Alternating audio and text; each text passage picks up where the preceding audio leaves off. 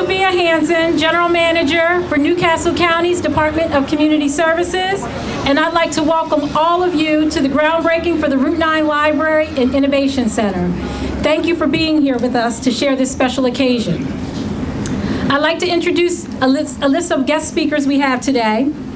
We'll hear from Newcastle County Executive Thomas P. Gordon, County Council President Christopher Bullock, Governor Jack Markell, Attorney General Matt Denn, State Senator Margaret Rose Henry, State Representative J.J. Johnson, County Council Member Penrose Hollins, Council Member George Smiley, Deputy Chief Administrator for Newcastle County Sam Guy, two community representatives Sandra Smithers and Edwin Rosa, and we'll have closing remarks by Council Member J.P. Street.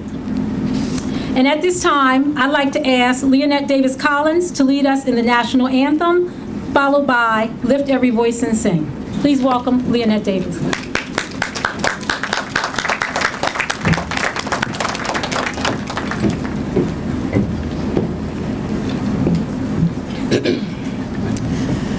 Oh, say, can you see by the dawn's early light what so proudly we hailed at the twilight's last gleaming, whose broad stripes and bright stars through the perilous fight, oh, the ramparts we watched were so gallantly streaming, and the rockets' red glare, the bombs bursting in air, gave proof through the night that our flag was still there. Oh, say, does that star-spangled banner yet wave o'er the land of the free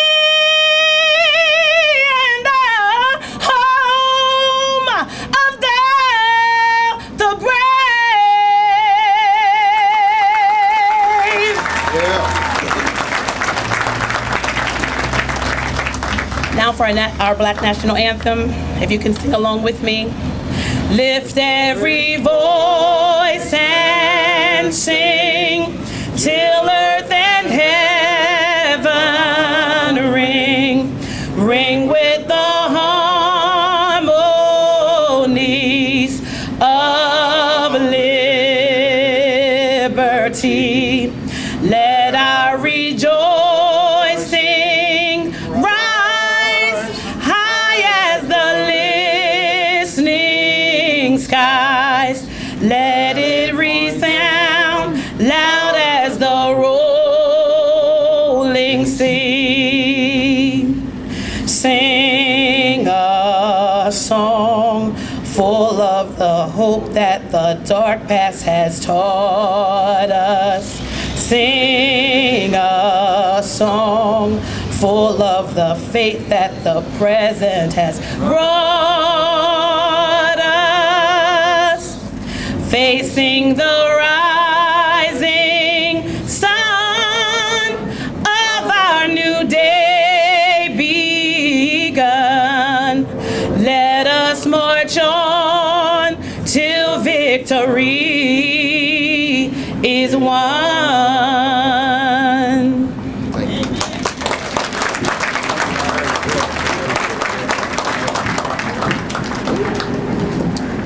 Thank you. County Council President Christopher Bullock is the founder and senior pastor of the Canaan Baptist Church, beautiful the church across the street from the new site for the library. He is a great political and a great spiritual leader, and we are honored to have him deliver our invocation this morning. Please welcome County Council President Christopher Bullock. Thank you, Ms. Hanson. What a great day. What a great day. What a great day. Before I offer prayer, I want to thank our county executive, Ms. Hanson, and the entire team for this wonderful opportunity, along with council members and the entire county government, state government, and all who made this possible. You hear more about that in detail later. This is a great day for this community.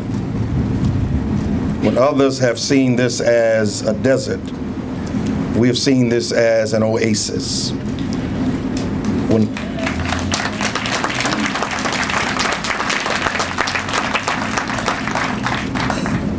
When critics said, "Why here?" we said, "Why not here?" When critics said, "It won't be done," we said, "Watch us make it happen."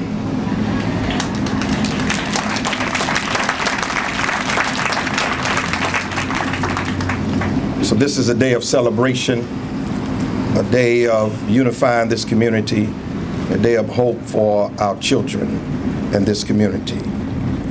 Let us bow our heads in a word of prayer. The earth is the Lord's, and the fullness thereof, and they that dwell therein. God, this is your ground. This is your earth. Today we declare and decree it to be holy and sacred ground. For this Innovation Library Center will impact the human condition, give hope to children, bridge the digital divide, encourage business leaders to innovate, to think, to see dreams, and to realize those dreams. We thank you for being a God who is all-powerful, a God who woke us up this morning, started us on our way. We bless your name for this high and holy occasion. We thank you for the resources, the teamwork, and all that made this possible today. What a great and historic day you have made and planned for us. We thank you, God, that every good and perfect gift comes from thee. And this day, the day that you have made, we shall rejoice and be glad in it. As we break ground today, we know the hard work only begins. We pray your choice blessings over this property.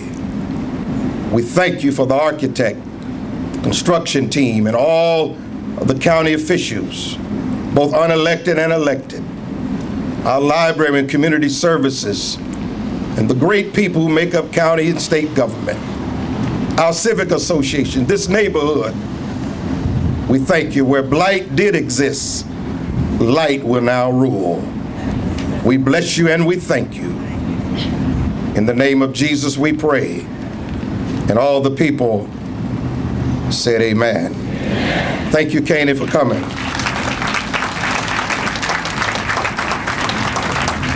Thank you. On my first day of work for Newcastle County, the county executive and the chief administrative officer, David Grimaldi, gave me a tour. I asked the county executive what his priority was for me for this coming year. And he said, I want you to work on a state-of-the-art library and innovation center along the Route 9 corridor. It's going to replace a one-room lending library. I said, okay. He said, I also want you to work on community and neighborhood revitalization to strengthen the broader community around the library. I said, that's great, I'm a city planner. Then he added, he wanted me to bring focus to community programming and services in the area as well. So then I asked him, is there anything else? And he said, oh, and summer lunch programs will work with the city, all these great ideas, at which point I stopped asking any further questions. But County Executive Gordon has had a vision to make this the #1 library in the world, which is a big task. And our staff and our consultants, everybody, the team has worked diligently. But if it wasn't for his vision and his blueprint for this community, we wouldn't see any of the work being done that's being done and that will be done.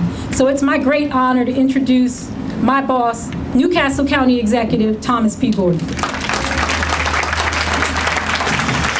Thank you. Thank you, Sophia, and good morning to everyone for attending here, and thank you very much. One of my duties is I have to quickly, it's an honor to go through all the elected officials and my staff that's here that's been involved in this from the beginning. And just in the order that it was given me, not in the order of importance, Jeff Bullock, Secretary of State, Bonnie Wu representing Senator Carper, we have Larry Morris representing John Carney, Charles Potter, State Representative, Stephanie Bolton, State Representative. We have Steve Berg from the Mayor of Ellesmere, and our County Council, Bob Weiner, John Cartier, Penrose Hollins, James Bell, Lisa Dillard, William Powers.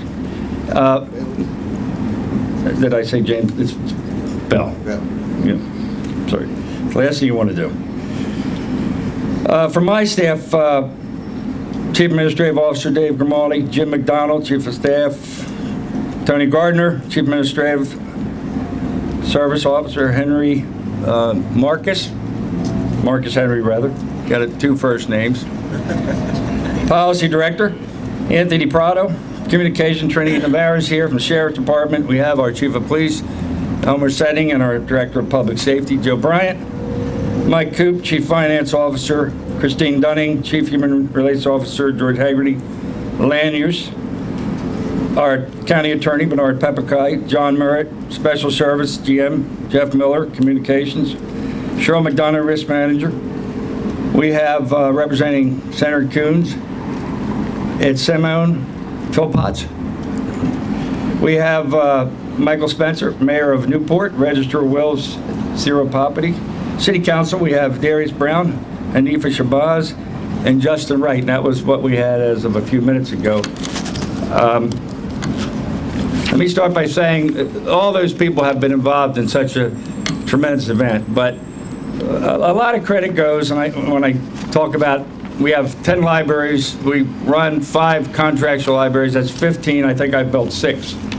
And every time you build one, you want to make it better. But something happened on the way between last term and this term, and this governor came on and he started funding the internet and the possibilities of changing from how you learn from books to computers. And it allowed a host of opportunities across the whole state where with a computer you can access any library. And it's because of him that we are playing off of that theme, and this is going to be much more than a library. It's going to be an innovation center. And the reason I know it's going to be good is because I didn't go out like I've done before and visit libraries. I let the librarians benchmark the best libraries in the world. They have a study that shows this is the right place for it. They have a benchmark that shows that kids in urban areas will use it if you do it right. They then came and said, now build a building around these principles. And I'm going to let Sophia possibly talk about that. Additionally, I've been blessed with Sophia Hansen, who is the Energizer Bunny that just runs around, and the library's already over budget before we even break ground. She has no concept of what money is, but we're going to deal with that. But, you know, from day one when I got the call from Jay Street saying, you want my friends, you want to be my friend this next 4 years, this thing will get done. And with the support of this council and this president, this is getting done, and we're not going to cut any corners. This is going to be the most magnificent innovation center the day it opens. And maybe the next day somebody else will copy it, but the day it opens, it's going to be the best in the world. And at this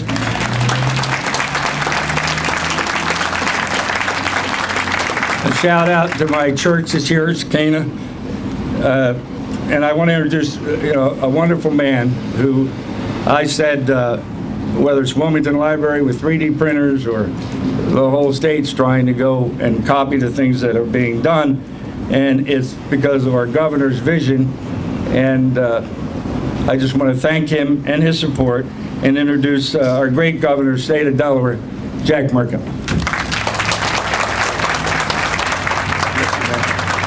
Thank you. Thank you. Let me start by I want to acknowledge a couple other people. One, Anas Benatti, who's the director of the State Housing Authority, which is also involved in this project, and thank him for being here. And I see State Senator Brian Townsend standing over here as well. To the county executive, I congratulate you. The event we had a few months ago was amazing, and I'm not surprised we have another incredible turnout today. And I think when you look around and you see not only the number of people who are here, but the array of people is a very clear demonstration about how much the greater community believes in the folks in this area. And I think one of the great, most important things of leadership is to be able to see things that may not be totally clear in front of you at the moment, but you know about things that may be. And I think that is what this project is all about. And so to you and to your whole team, certainly to members of County Council, and I see Councilman Street, who I think has been as clear with all of us as he was with you about how important this project is, not to him, but to the people in the community. I congratulate all of you. It's a pleasure also to be here with our Attorney General, who has been very focused on doing all we can in this part of the state to help the community thrive, and to Senator Henry and Representative J.J. Johnson over there. Representative Johnson and Senator Henry have also been, I don't think dogs with a bone would be too strong a statement in terms of how passionate that they have been about this project and how important it is that we fund it. And I am proud, and I'm glad that Secretary Jeff Bullock was announced earlier on. This is, and since Secretary Bullock and I have been in our positions, this is the 15th library that we have helped build or to renovate, which at a, frankly would have been difficult financial times where we've had to make a lot of tough choices, $30 million into these 15 libraries across the state. And my view, very much like what the county executive said, is the way that we think about libraries is evolving. And I can tell you, for those people who said you don't need libraries anymore, I visited every library in the state. They are busier than they have ever been. And they have really become, they are very much centers of the community. And not only because they have the places where moms and dads and grandparents and others can read to little children, not just because they have the areas set aside for teens, but we now have in many of our libraries, we have our job centers. Over the last few years, 36,000 people have visited them, and we can track specifically 1,000 job offers that have been made to the people who have visited the job centers as a result of those visits. And so we know, I mean, just when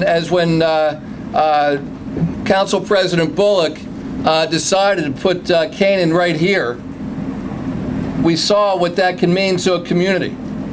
And we know,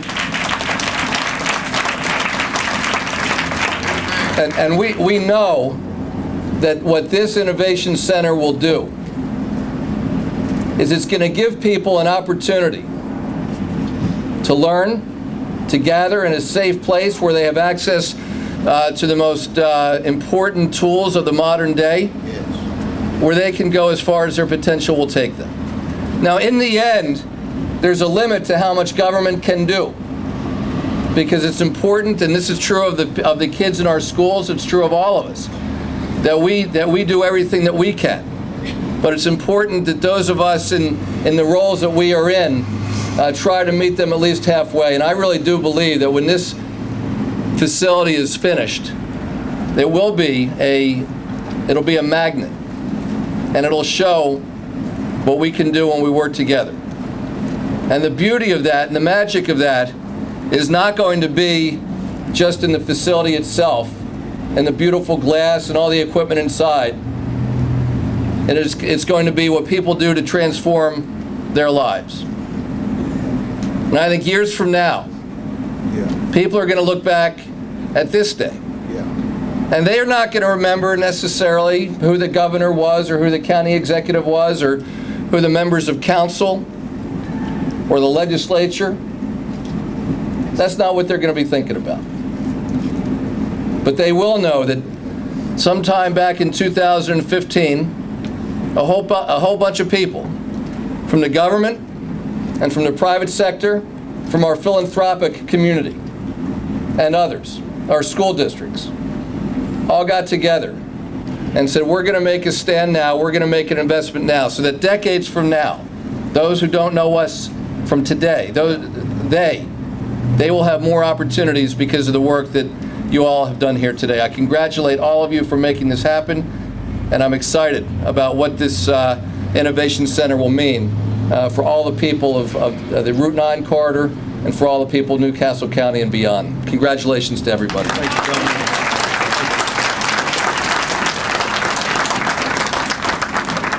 Thank you, Governor Markell. Our next speaker is very smart and extremely hardworking.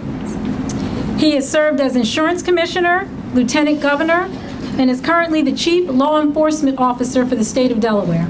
Please join me in welcoming Attorney General Matt Denn.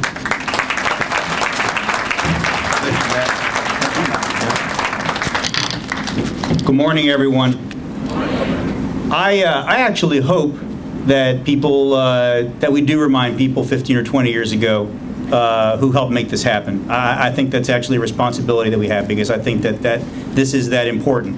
And the fact that this library is being built is the result of some very conscious choices and deep commitment on the part of some people. And I hope that we make it our business to remember who made this happen. Just as it was a conscious choice for Reverend Bullock to build his church across the street from here. He had a big congregation, and I visited his congregation when they were in a temporary home. Yeah. And they would have gone just about anywhere. And he chose to come here. That was a conscious choice, and it has changed this community, and that church has become an anchor for this community, just as this library will be as well. I think the county executive and the governor did a great job explaining how important this library is going to be, and I don't want to repeat what they said, but I also want to give, they're both modest enough not to take credit for themselves, and I want to make sure that credit is given where credit is due.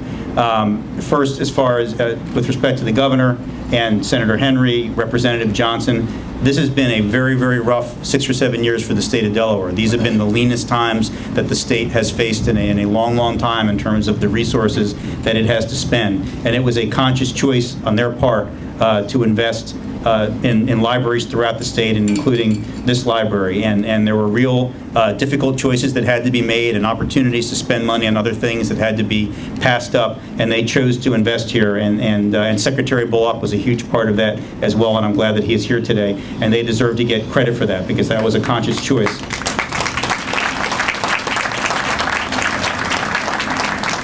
And finally, with respect to the county executive, when he says that this library, when it opens, is going to be state-of-the-art, I absolutely believe that. Because we are currently the beneficiaries of him having that same commitment to libraries during his first go-around as county executive. And libraries here in Newcastle County are different from libraries that you visit just about any place else in the country, the libraries that we already have up and running today. And that has a lot to do with the fact that even years and years ago, he had the foresight to know that libraries were not just about books anymore, that they had the capacity to do more, and that they had to do more if they were going to draw people in to take advantage of them. And my kids are 10. Since they were 3 years old, they've been going to a Newcastle County library every single weekend. We rotate around to different ones depending upon which comic book collection they have most recently not been through. And that's how they've learned to love books. It's how they've learned to love reading. And as the governor said, when we go into those libraries every weekend, every computer terminal is being used, seats are filled, people are using these libraries. And that has a lot to do with the fact that the quality of those libraries is so outstanding. And that in turn has a lot to do with the vision that the county executive had years ago for what libraries could be. And I have every confidence that this library is going to fulfill its potential as well. So I'm very grateful to the people who made this happen, and I can't wait for this library to be open. Thank you for letting me be here today.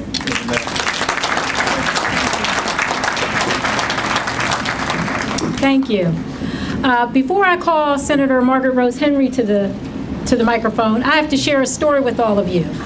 The new library is going to have a lot of features that you've never seen in a library in Newcastle County, in Delaware, and in most parts of the United States of America. We'll have a scriptorium, a Lego room, a bookatarium, which is a hybrid between a planetarium and a bookmobile. We'll have tons of maker space and a creative culinary kitchen where people can learn about food literacy and budgeting. But one feature we'll have has really captivated library enthusiasts around the country. They've been contacting us about it, and it's our sensory room. That's a room designed for children on the different spectrums of autism. And everyone wanted to know, where'd you get that great idea from? And I wish I could take credit for it. But when we were sitting in a working group meeting a little over a year ago, Senator Henry made a passing comment, why don't you think about adding something for people and children with disabilities?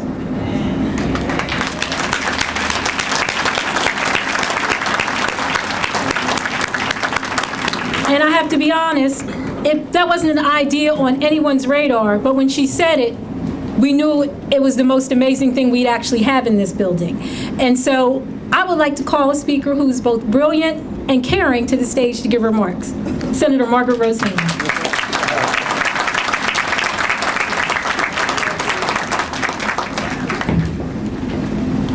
Well, good morning.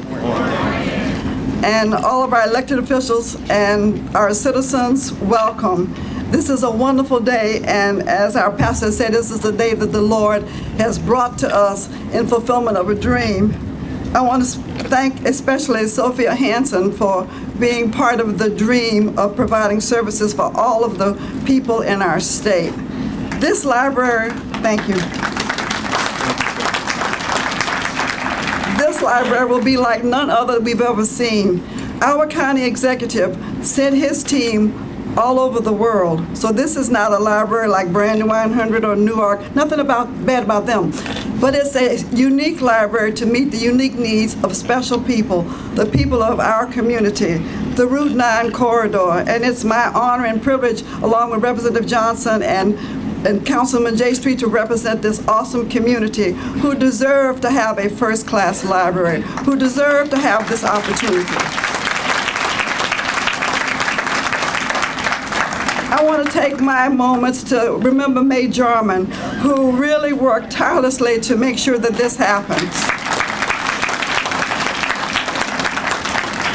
And lastly, I want to thank County Council Executive for being our dream catcher. That's a Native American term, which means it's the person who catches the dream and fulfills the dream. And County Executive, I'm so proud to be part of your team. Thank you.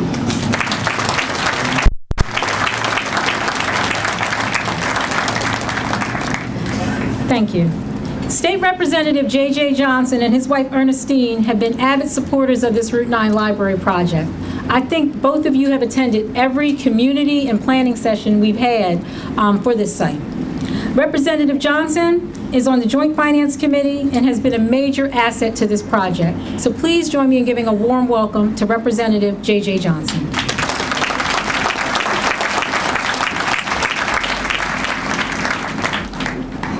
Thank you, Sophia. Governor Markell, Attorney General Matt Denn, County Executive Tom Gordon, my fellow legislators, community leaders, and friends. You know, when you speak this far down on the agenda, just about everything you wanted to say has already been said. So if I repeat myself, I apologize. Good morning to all. With today's ceremony, we symbolically break ground at this location that has been officially approved for new construction and to honor those that have made this achievement possible. Let me say that again. We're here this morning to break ground.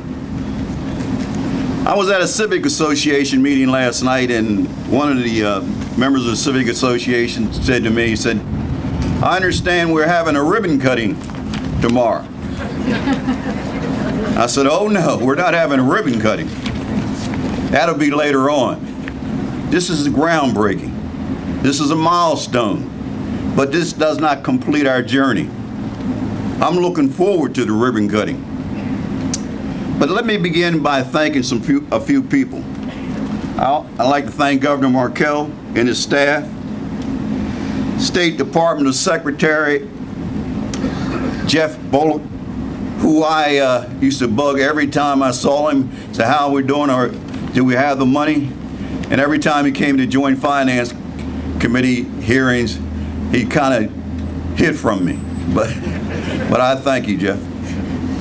And I also like to thank the Route 9 Library Working Group, County Executive Tom Gordon, Dave Grimaldi, Sam Guy, Senator Martin Rose Henry, Councilman Christopher Bullock, Councilman Penrose Hollins, Councilman Jay Street, Councilman George Smiley, Department of Community Service Manager Sophia Henson, Chief Financial Officer Mike Coop, County Attorney Bernard Pepperkai, County Solicitor Darrell Parson, Department of Special Services Wayne Merritt, Special Service Projects Steve Roble, Community Service Manager Diane Brown, and I also like to thank the Friends of the Garfield Park Library.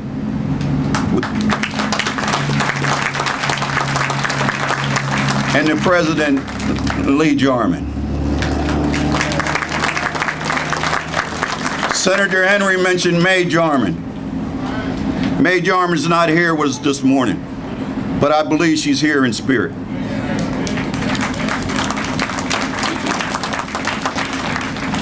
We gather today to celebrate not just the groundbreaking for a new building, but the beginning of a new chapter in this community. A transformation, if you will. This building is not just about bricks and mortar.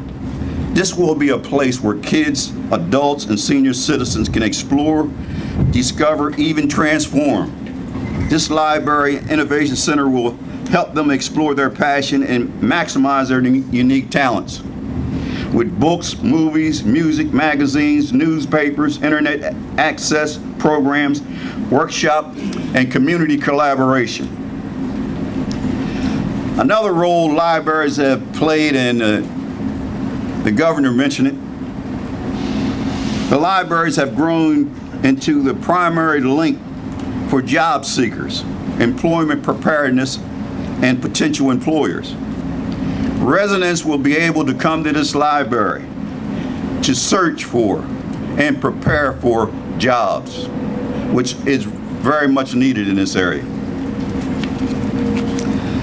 The Library Innovation Center will be a focal point, a landmark, and an anchor for the renaissance of the Route 9 corridor.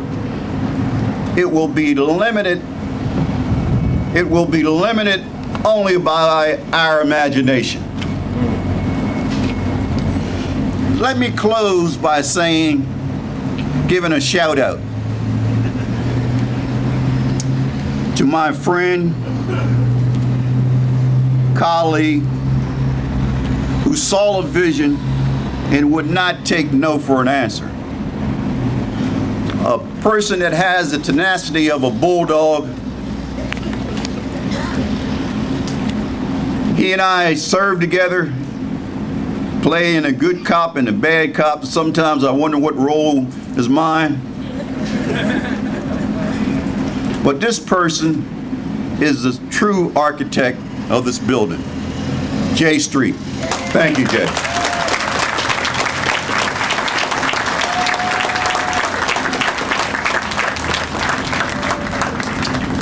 Our next speaker is co-chair of the Community Services Committee, is a member of Canaan Baptist Church, and serves as County Council Pro Tem. Please put your hands together for Councilman Penrose Hollins.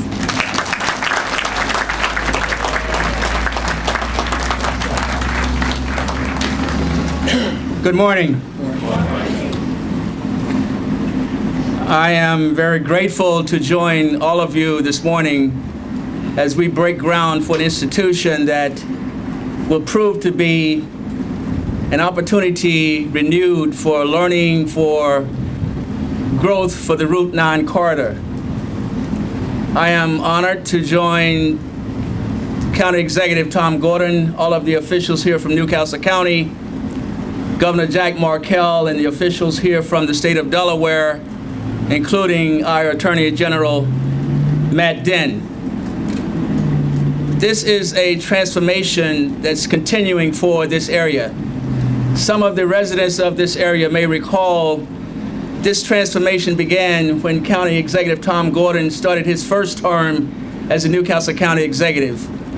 We tore down the old Delaware Hotel. We put the first PAL Center in the state of Delaware in Garfield Park. And this morning, that transformation continues with the building of the library here in this corridor.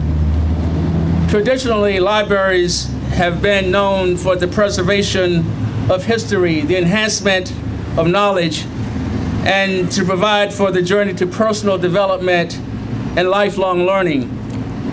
Today, we know libraries to be the great equalizer, offering a vast array of services to all of Newcastle County residents, regardless of race, religion, sex, ethnic origin, or your social status. I sincerely believe that civil rights matter. Thank you all for joining us this morning, and may God bless you all.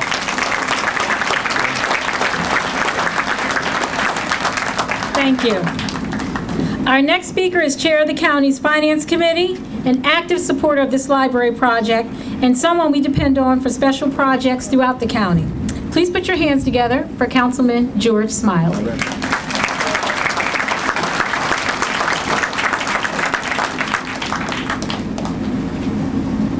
I don't know why this always falls on me, but those of you that are standing, you may want to find a seat. I've just been told I need to kill an hour.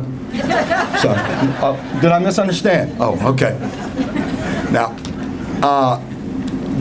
JJ hit on a very important bullet point, and for me, a very personal one that I have to take care of first. I've got to extend my gratitude to the spark that lit this fire. I remember the first day when he came marching down the hallway, visited me in my office, which usually I get summoned by the other 12, but walked down and said, I want a library. We need a library on Route 9. You need to know he just did that because I co-chair finance and he knew I'd go into shock, and I've been into shock ever since.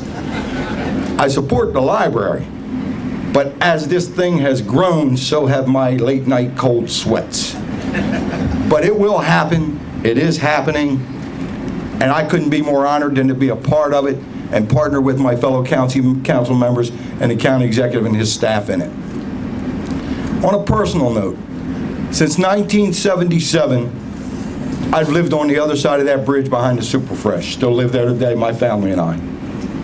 For more years than that, I've traveled this road back and forth as I worked at the Port of Wilmington. I watched the seeds of businesses grow. I watched the seeds of businesses die. I've watched plants take root. I've watched those roots be removed. Today, we, as a community, plant the seed of the future that with your involvement, your support, and your attendance will never die. And that's this library. Use it, use it, use it. Thank you very much. Amen. Thank you. Our next speaker is Deputy CAO for Newcastle County. He's known to most of you as former president of the NAACP and a champion of voter rights. Please join me in welcoming Deputy CAO Sam Guy.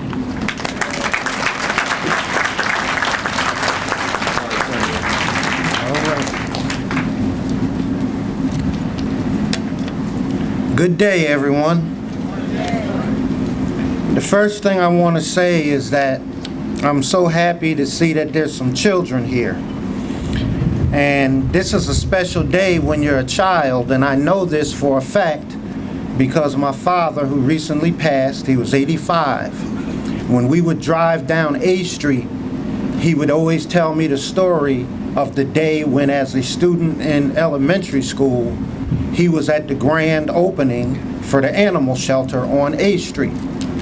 And so that stuck with him for an entire lifetime. And so I hope you children are the ones in the future who will be able to actually say to people, I was there at that special ritual when this started. And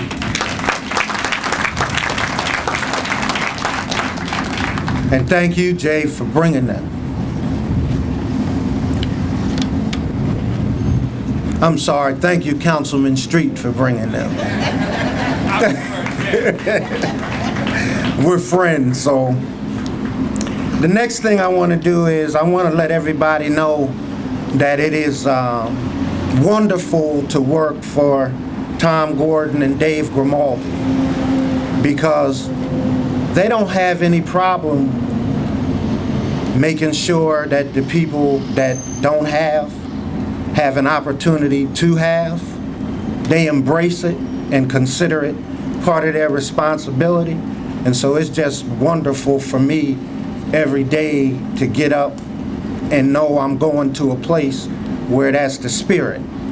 And that's not to say anything negative about anybody else. I'm talking about where I go each day. That's a wonderful feeling to have. And so I thank the both of you for all that you do for everybody in Newcastle County, but in particular how you express your concern for those that are less fortunate.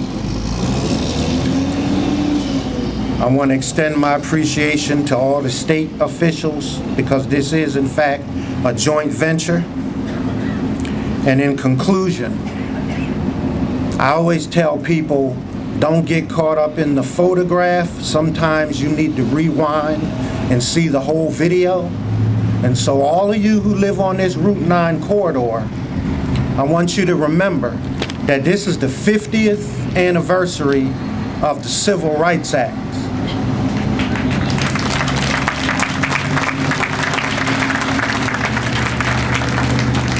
And so a long time ago, under the leadership of Keith Booker, as the president of the Wilmington NAACP, and I was the attorney and redistricting chair, along with Umar Hassanel, we studied the patterns of redistricting on this Route 9 corridor. And those of you who live here, you were stacked, cracked, and packed, and disenfranchised, and had no opportunity to elect candidates of choice. That has changed. When I look at this program and I see on this corridor, you now have Voting Rights Act district elected officials and Senator Henry, Representative Johnson, Councilmember Street. This is what happens when you're politically empowered and your representatives work with the other elected officials. You get the services and things that you're entitled to.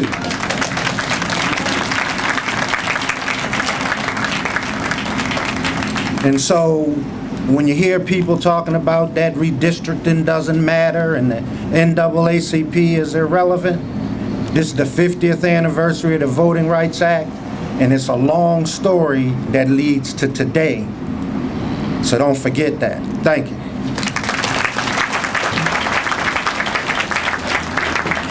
Thank you, Sam. Before we turn to some of our community leaders to speak, we have Councilman John Cartier on the stage with us, and I'd like to let you all know he actually sponsored the legislation for us to purchase the land, so we'd like to give you a round of applause, Councilman Cartier.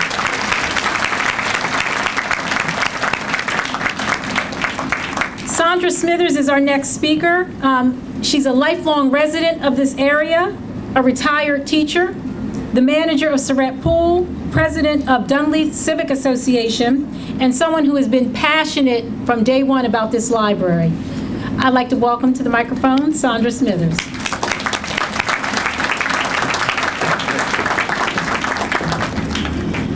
Good morning. What a momentous event. I am just so excited, and I would like to thank all of those who participated in this whole event. As a lifelong resident of Dunleith, I have seen a lot, but I can say that when I was in school as a kid, when we thought about a library, we thought about the Dewey Decimal System, we thought about research and annotating, and I know that most of you don't remember any of this because this was long before Google. But in order to go to the library, we had to leave school at the end of the day. We had to take a bus into Wilmington to the public library. We had to then, and that was at 10th and King Street. We did our research. We then took a bus and came home, and then we did all of the other things that students are required to do. To say the least, it was an arduous task because it wasn't just one trip. It was many trips to the library. It was many trips to the stacks and writing. And of course, most of us had no typewriters, so it was all in longhand. And at that time, students were still required to do script. There was no printing, so we had to write it all out. Who would have ever thought, after all of that we would be here? And it's because of vision and passion. Vision and passion that I know personally came from County Councilman J Street and County Executive Tom Gordon. That has been constant. And I'd like to really thank them. But there's also a person who's been a resource person, and she's been mentioned several times, and that's Sophia Hansen. Sophia has been the wind beneath many people's wings, and I would like to personally thank her. But this was a very unique situation because coming together was a unity of purpose. And this could not have happened without County Councilman J Street, without the whole weight of county government, without the involvement of the state and other representatives who supported this effort. Then there was the Friends of Garfield Park Library. There were community groups and individuals. And the unique thing about this whole situation was that never before has a community been so involved in making it a dream come true. The architects and the county held meetings, they did surveys, they involved the community, they wanted to know what we wanted, they wanted to know how we would use it, how they could best serve us. This has never happened, especially along the Route 9 corridor, because we have historically been a very forgotten area. You know, when people move to a community, they normally think about the amenities. In addition to just the real estate, they think about the schools. And I can say with regard to the schools and the changes that have occurred in this area, this is the first time we have had a superintendent of the public schools meet with us in the community, attend meetings, and attempt to do the best that he possibly could for our students. We have had, moving into a community, you think about the churches. And for the first time in a very long time, we have the involvement of the ecumenical community. And not only this project, but in our organization, the coalition, Newcastle Coalition, Prevention Coalition, where all segments of the community come together to look at the problems that we're facing and to work out solutions. And then they look at libraries for resources. Can you imagine leaving the time when I was a student and coming to today when we're going to have an innovation center where there's availability of data and technology in addition to literacy? This is an amazing thing. So I want to thank everyone who was involved in this endeavor. I want to thank you for restoring our communities. I want to thank you for building and expanding and enhancing what we have. Thank you all so much, and thank you for coming.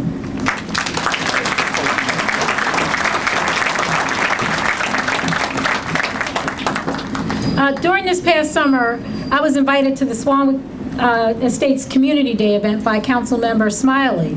And I went, my daughters were having such a great time. I said, can you introduce me to whoever put this together? It's a remarkable event. and he introduced me to Edwin Rosa. And I immediately knew by your energy that you were a great guy and a great leader. And when I called to see if you would do this and your wife signed you up, I was very happy. So I'd like to welcome you to this microphone, please.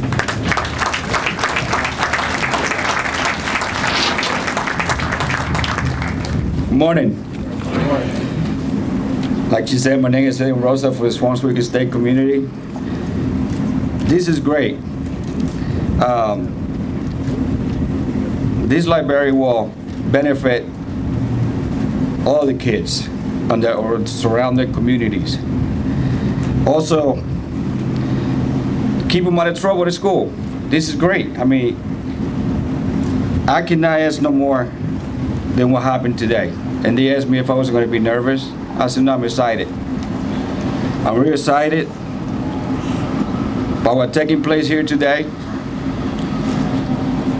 My kid didn't go to school today because he wanted to be here with me. That was his excuse. But I'm glad he's here and he's seeing what is taking place here. Maybe in the future, he'll learn more about what happened today. This is Shimia.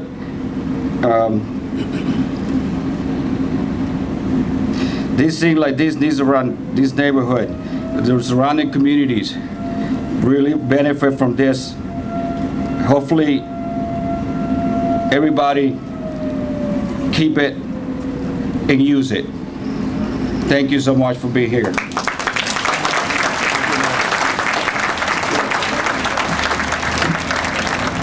We have one more community speaker to come up and give remarks. Mr. Jarman, you wear many hats. You're civic leader, you lead the fight to close down facilities that cause problems for the community, and you're president of the Friends of the Garfield Library. Please welcome Mr. Lee Jarman.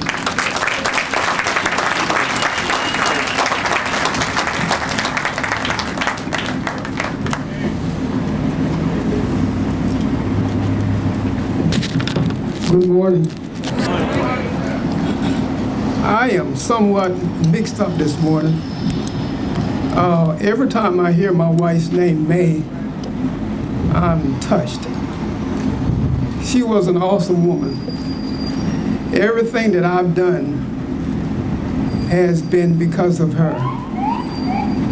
I can remember a while back, a few years ago, she went to the library in Garfield Park, and she was looking for a book by a black author, and they didn't have one.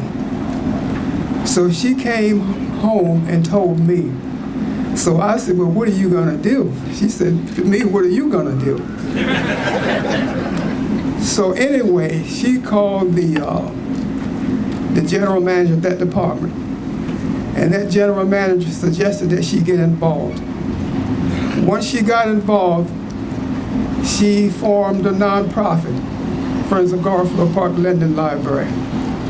And since her passing, I became the president of that group. She gave me some instructions also, a lot of instructions, and I intend to carry all of them out.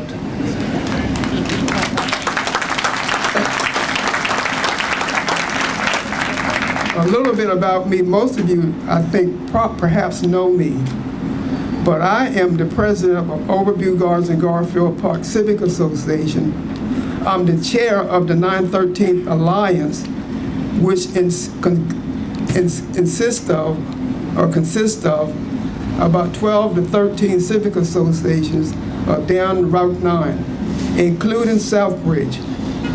And we meet on a quarterly basis to discuss things such as economic development, the environment, education.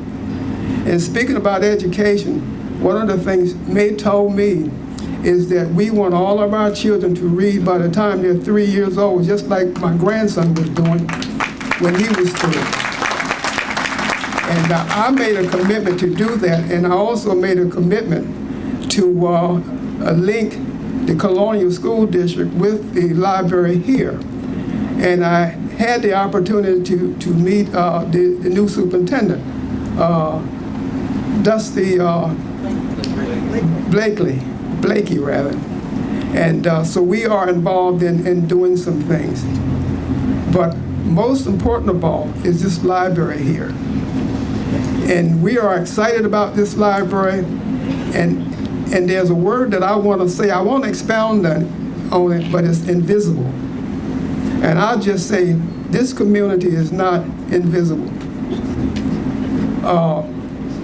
President Pro Tem Hollins mentioned some of the revitalization that happened along Route 9, and he was correct about that. And I just happened to be around at that time, so I was involved in it also. But there's one other thing you need to know, and some of you probably do know. There's an organization called the Community Coordinating Council. And at one time there was 21st century money set aside for revitalization. I led that charge, and I'm still president of that organization. And we revitalize homes not only in Dunleavy, but Banquetdale, Belvedere, Overview Gardens, and Garfield Park. I would imagine somewhere close to about 100 different homes. Most of you perhaps did not know that. But today is a good day, and I'm excited about that. And as I leave, I'll leave you with a quote by a poet that I love so much, Angela Mayo.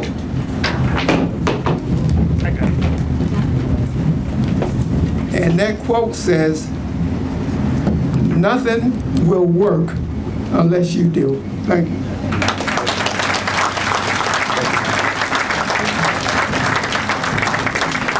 Thank you. Before I turn to Councilmember Street for closing remarks, I have to take this opportunity to thank a few members of our staff. I don't know where Steve Rubel is. I see Diana Brown. Diana, can you put your hand up for everybody to see you? This lady has been the primary point person for the design of the Route 9 library. Her and Steve have sat through countless meetings, 8 and 10-hour meetings for this project, and I just want to acknowledge your contributions. I heard that Dr. Blakey is here from the Colonial School District, and someone saw City Council member Sherry Dorsney Walker. She wasn't in the list earlier. I'd like to also thank one other special person, and I think she's in the back, Stephanie Rizzo and Jane Roteni.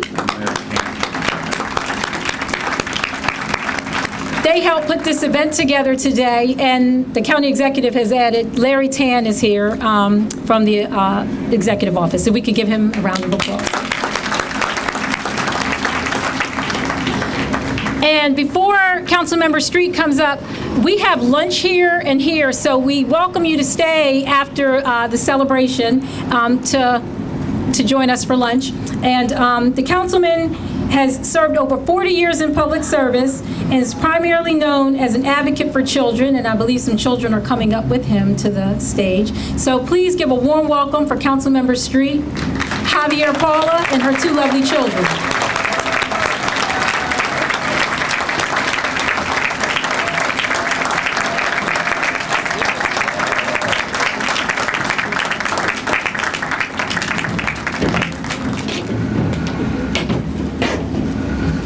I've asked that former President Keith Booker, my campaign manager, to join us. And for many, many years, as we learned the ropes of being advocates, working for others, we always looked to Lit Mitchell, Lenny Williams. They helped guide us. They taught us. Well, we can't turn to them anymore, but we still got each other. And we're going to stay on the battlefield as long as we can.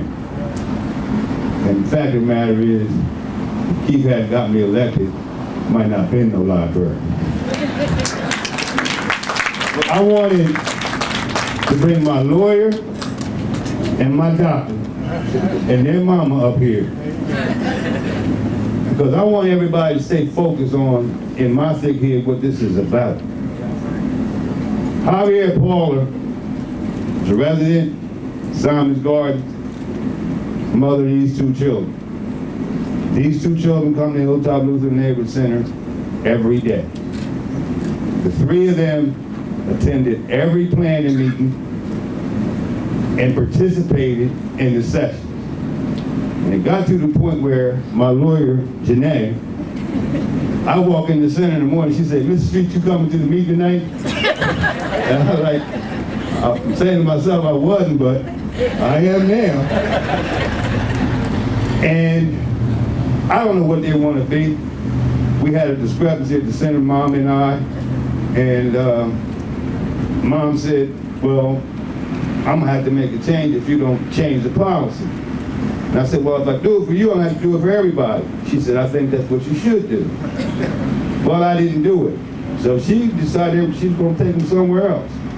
Janae comes in the morning and she says, you know how people talk to somebody else for somebody else's benefit. She says to a kid, well, good morning to you too, because it's going to be our last week, because I can't believe it. Mr. Street, I've been here all my life, and I can't believe it. Mr. Street won't change the policy so that we could stay here.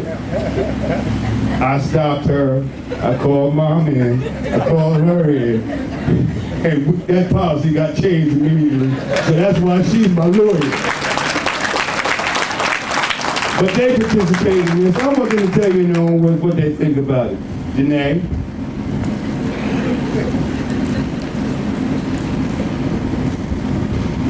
For one, I think about the libraries that we have everything we got.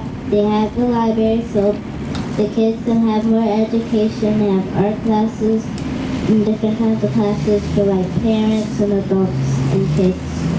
That's all I got. Did you get everything you wanted in the library? What did you get? I ain't get me a pool.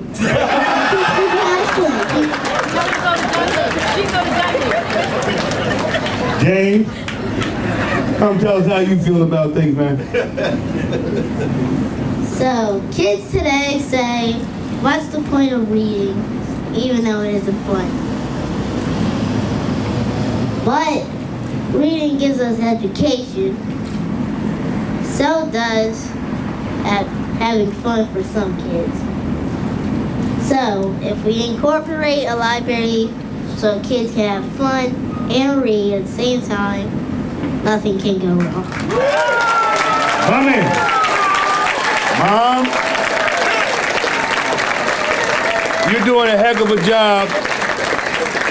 And so now it's your turn because you participate in every session, and I know you're going to continue to be involved. Javier Paul.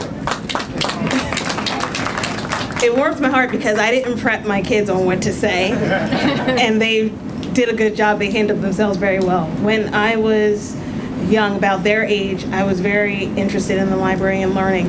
When I was in high school, I was a library aide, and I received a letter from Tom Gordon, the county executive at that time, because they had done an article on me then. It's warmed my heart to see that so many years after that, we are having a library right here in my own backyard that's going to enhance the community and help all ages, not just the children, but also everyone else up until the end of their years.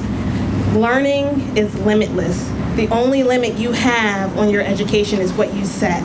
So having a place in our own backyard that makes it easy for us to attain that information and to expand our knowledge base is going to do wonders for years to come.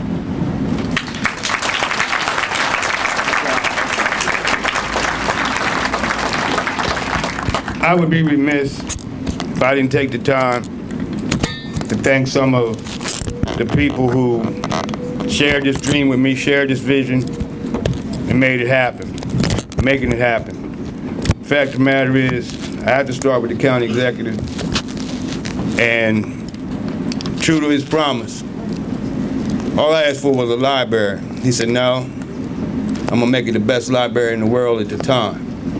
He made that promise, and it appears as though that's gonna come to fruition.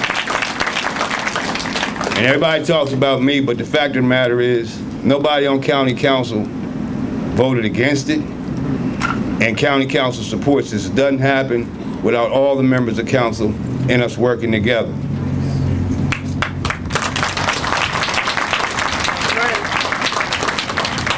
I met Sophia Hansen 2.5 years or so ago. She was then the director of planning for the city. And she did everything she could to stop me from tearing down some historic houses and building a parking lot for Hilltop. Well, I finally got it torn down, but I recognized the talent then. And what she said the county executive asked her to do, she's done above and beyond. And everybody who wanted to raise sand about her going to Denmark, when you look at the library, the Denmark footprint is all over it. But above and beyond the call of duty, all you know what broke loose the first time she went. So she went back on her own time and her own dime to make sure she got it right.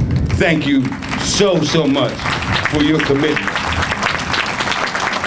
And every time there's an argument about something and I'm mad at somebody, I got somebody I have to cry to, and if none of this, I wouldn't be able to do anything I do without my legislative aide, Sharnice Jackson. Sharnice, don't be hiding back there. Come on up.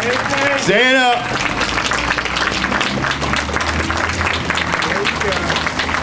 Two things that I want to leave you with. One,